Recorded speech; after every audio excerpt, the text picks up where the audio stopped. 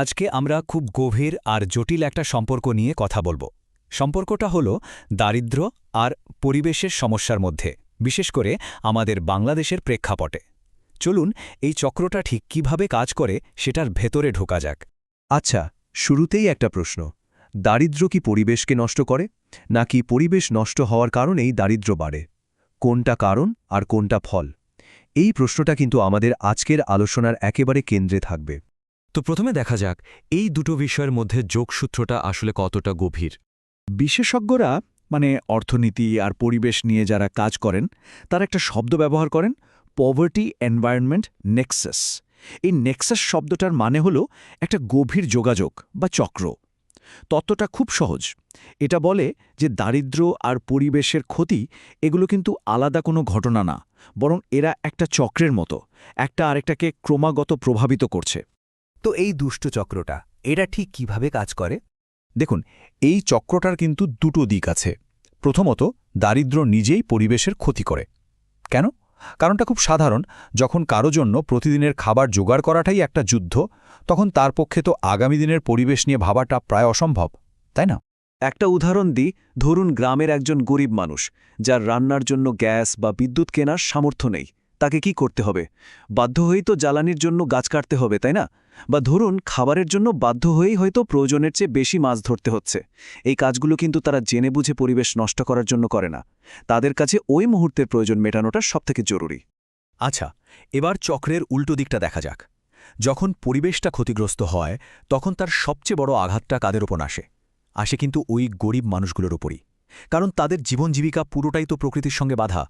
ভাবুন তো, একটা বন্যায় বা সাইক্লোনে যখন তাদের ফসল নষ্ট হয়ে যায়, ঘরবাড়ি ভেসে যায়, তখন কি হয়? তারা তো দারিদ্র্যের চক্রে আরও গভীরে ডুবে যায়। ব্যাপারটা আরও সহজে বোঝা যাবে একটা বাস্তব উদাহরণ দিলে। ধরুন উপকূলের একজন কৃষকের কথা। তার সম্বল বলতে ছিল শুধু এক টুকরো চাষের জমি। কিন্তু সমুদ্রের নোনা পানি এসে যখন সেই জমিটাও চাষের অযোগ্য করে দিল, তখন সে কি করবে? বাধ্য হয়েই তাকে সব ছেড়ে ছুড়ে শহরে আসতে হয়, আশ্রয় নিতে হয় কোনো বস্তিতে। আর এভাবেই কিন্তু দারিদ্র্যের দুষ্ট চক্রটা তাকে আরও শক্ত করে জাপটে ধরে। তাহলে প্রশ্ন আসে, এই দুষ্ট চক্র থেকে বেরোনোর উপায়টা কি? সমাধান একটাই, এমন একটা পথ খুঁজে বের করতে হবে যেখানে দারিদ্র্য আর পরিবেশ দুটো বিষয়কেই একসাথে সমান গুরুত্ব দেয়া হয়। আর সেই পথটার নামই হল টেকসই উন্নয়ন। টেকসই উন্নয়নের যে মূল ধারণাটা, সেটা কিন্তু খুবই শক্তিশালী। সহজ করে বললে এর মানে হলো, আমরা আমাদের এখনকার প্রয়োজনগুলো অবশ্যই মেটাব, কিন্তু এমনভাবে যেন আমাদের পরের প্রজন্মের জন্য সম্পদ বা সুযোগের কোনো কমতি না হয়। মানে এটা একটা অনেক দূরদর্শী চিন্তা।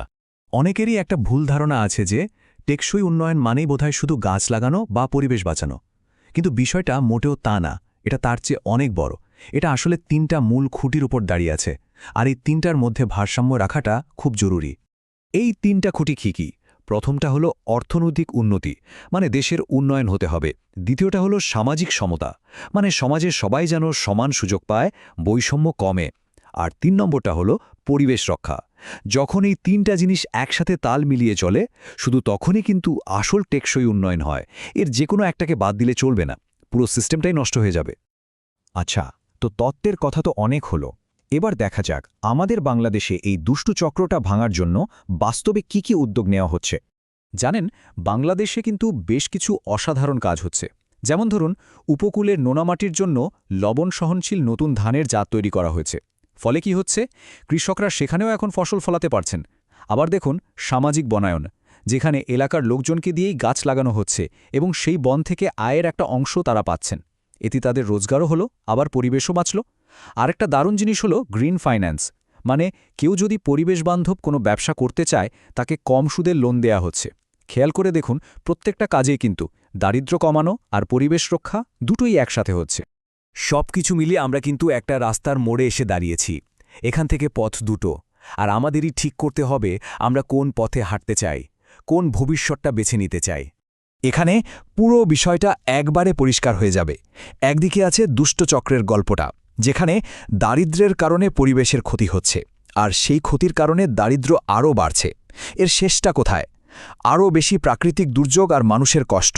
আর অন্যদিকে আছে সুচক্র বা ভালো চক্র, যেখানে টেকসই উন্নয়নের মাধ্যমে পরিবেশকে বাঁচানো হচ্ছে।